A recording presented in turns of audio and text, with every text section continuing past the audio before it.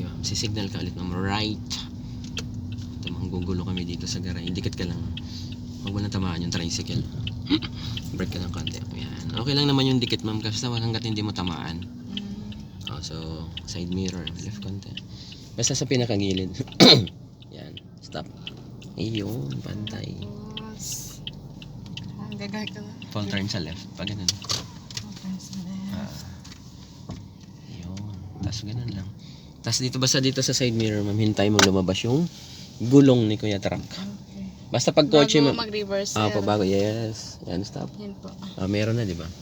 Reverse na po. Reverse ka na. Silaw naman. Okay, reverse. Full turn sa right. Hindi man, pabalik sa manibela sa right.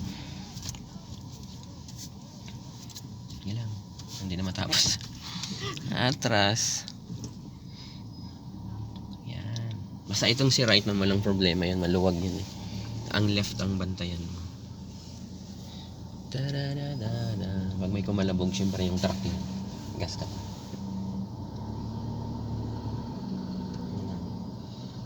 Sige lang. Sige lang. Sige lang. Sige lang. Basta nakikita ng buo yung side. Ayos lang yan. Brake. Balik. Dalawa. 1. Dalawa. Okay. Tapos atras. Gas konti. Kasi medyo paakyat naman eh. Dito ka mag-ingat sa gas ma'am sa automatic kapag paakyat.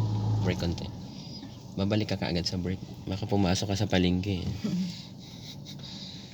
Yan. Brake ng konti. Stop sa gulong. Medyo dumikit ka ng konti dyan eh. Stop. Pero tama lang yan kasi mabubuksan mo naman yung pintuan. Natandaan mo na. Opo. Ako baka hindi ko ma-memorize. Ito na lang yung balikan. Ang balikan ng scandal sa parking. Sa isa pa. Isa pa. Sige. Yung ano ko. Basta side, paglalabas ma'am, side mirror. Side mirrors.